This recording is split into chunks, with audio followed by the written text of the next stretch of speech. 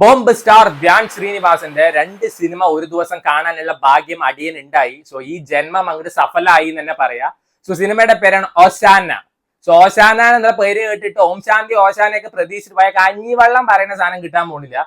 ശരിക്കും ഇത് ധ്യാൻ ശ്രീനിവാസന്റെ സിനിമയല്ല, ചെറിയ റോളാണ് ആൾക്ക്. പക്ഷെ നമുക്ക് ഇത്രത്തോളം ബോംബും പടക്കങ്ങളും തന്ന അണ്ണന് ഈ ഒരു ക്രെഡിറ്റെങ്കിലും കൊടുക്കണ്ടേ? ഇത് അണ്ണൻ തന്നെ വെച്ചോ. സോ ഈ സിനിമയിൽ നമ്മുടെ നായകൻ എങ്ങനെയാ വെച്ചാൽ സഭാനായകനിലെ അശോക് സെൽവനെ പോലെയാണ്. ഒരു കോലില് അതേപോലെ സാരി ചുറ്റിന്ന് വെച്ചാൽ അതിന്റെ പിന്നാലെ പൂച്ച മത്തിത്തല കാണുമ്പോൾ മണപ്പിച്ച് പോണ പോലെ പോണ നായകൻ.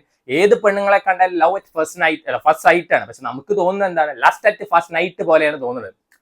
സോ ആസ് യൂഷ്വൽ ട്രെയിൻ ഒരു സിനിമയിൽ ഉണ്ടെങ്കിൽ അവിടെ ഗൗതം മേനോനും വാരണമാരും വേണമല്ലോ, അതൊക്കെ ഈ സിനിമയിലും ഉണ്ട്. സോ ഈ സിനിമയിൽ ഒരു സീൻ ഉണ്ട്.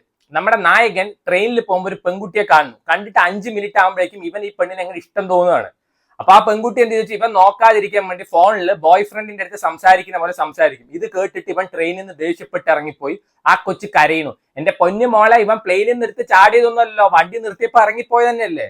ഇത് കണ്ടിട്ട് ധ്യാൻ ശ്രീനിവാസൻ അവിടെ ഇരുന്നിട്ട് അവന് നിന്നെ ഭയങ്കര ഇഷ്ടമായിരുന്നു, നീ അവനെ തിരിച്ച് ഇഷ്ടപ്പെടണം എന്ന്. ഇത് എന്ന് കണ്ടിട്ട് അവൾക്ക് അവനെ ഇഷ്ടാവുകയും ചെയ്തു. ഇപ്പൊ നമ്മളൊക്കെ ബസ്സിൽ ആരെങ്കിലും ഒരാൾ 5 മിനിറ്റ് നോക്കിയിട്ട് നമ്മളിപ്പോ ഉള്ളിൽ പോയി കിടന്നുണ്ടാകും. എന്ത് ലോജിക്കുള്ള സിനിമയാണെന്ന് എനിക്ക് മനസ്സിലായിട്ടില്ല. ഇതിന്റെ ഇടയിൽ കുറെ ഫ്ലാഷ് ബാക്ക് പോർഷൻസും അതേപോലെ തന്നെ ചില സ്റ്റോറി നറേഷൻസ് ഒക്കെ ഉണ്ട്. സിനിമ തുടങ്ങുന്നത് അങ്ങനെയാണ്. അതായത് കാമുകന്മാർ പരസ്പരം തമ്മിൽ ഒരു നറേഷൻ നടത്തുകയാണ്, അവരുടെ ലവ് സ്റ്റോറി.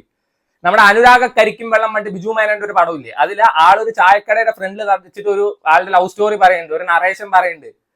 അതൊരു 2 മിനിറ്റ് സീൻ അല്ലെങ്കിൽ അത് ഉണ്ടാക്കിയ ഇമ്പാക്ട് ഭയങ്കര വലുതാണ്. ഇതെന്തോന്ന് സീരിയൽ പോലെ 4 ഡയലോഗും അടിച്ചിട്ട് അതിന്റെ ഇടയിൽ ധ്യാൻ ശ്രീനിവാസന്റെ ഭാഗം ഒരു ലവ് സ്റ്റോറി വേറെ, അച്ഛനാവാൻ പോണ ആള് മറ്റേ പെൺകുട്ടിയായ കന്യാസ്ത്രീയെ സ്നേഹിക്കുന്നു, അങ്ങനെ എന്തൊക്കെ കാര്യങ്ങൾ പറയുന്ന ഒരു ചവർ പടന്ന് വേണമെങ്കിൽ പറയാം. സോ ഇതിൽ അഭിനയിച്ച നായകന് മിനിമം ഒരു 10 ഓസ്കാർ കൊടുക്കണം. സോ നമ്മുടെ ധ്യാൻ ശ്രീനിവാസന്റെ ഒരു ലവ് സ്റ്റോറി ഉണ്ട് ഇതിൽ. ആൾ അച്ഛനാവാൻ പോവാണ്. ഇത് അറിഞ്ഞിട്ടും വേറെ പെണ്ണിനെ സ്നേഹിക്കും. ആ കൊച്ചാന്ന് വെച്ചാൽ നിന്റെ ജീവിതത്തിൽ ഞാൻ വഴിമുടക്കിയായി നിൽക്കണില്ല എന്നിട്ട് ആത്മഹത്യ ചെയ്യുന്നു.